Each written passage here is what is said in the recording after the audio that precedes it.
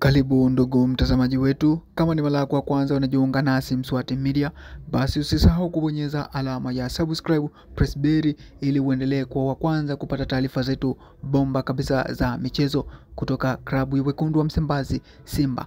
Basi leo na kupendezea taarifa za ndani kabisa kutoka kwenye vyanzo vyangu makini vya kuaminika vya ndani ya klabu ya Wekundu wa Msimbazi Simba.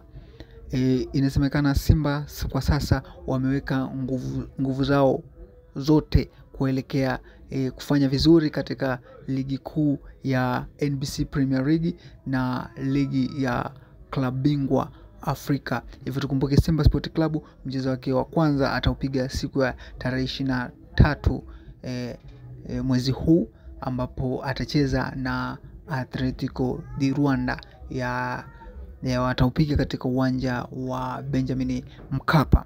Hivyo basi vyanzo vyetu vinasema kwamba Simba wameweka effort kubwa kumhitaji mchezaji mchezaji ambaye ni mshambuliaji ambaye anacheza kama namba 10 pale Colombe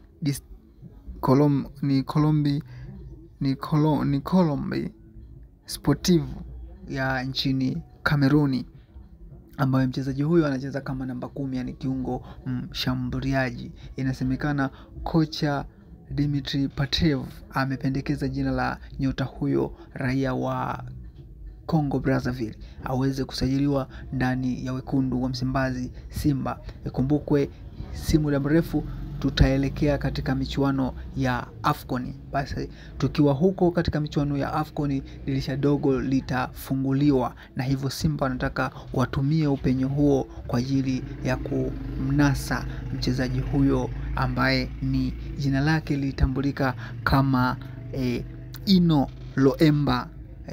Kijana huyo mwenye umri wa miaka 21 anayecheza kwa sasa katika timu ya Colombe Sportive ya nchini Kameruni, na mchezaji huyo aliwezesha timu yake msimu wa 2024-2025 aliwezesha kutoa ubingwa wa ligi katika nchi hiyo ya Kameruni. Hivyo Simba Sport Club wanamhitaji mchezaji huyo kwa hali na mali, na hivyo walishatuma wawakilishi wa Simba Sport Club ili kwenda kuona wanazungumza na wawakilishi wa mchezaji huyo ili waweze kumsajili katika dirisha hili dogo mchezaji huyo Ino Loemba mwenye umri wa miaka 21. Na inasemekana kwamba dirisha dogo Simba ipo katika uboreshaji wa kikosi chake, kwa nyota wengi sana wataachwa, na tutegemee maingizo mapya mengi sana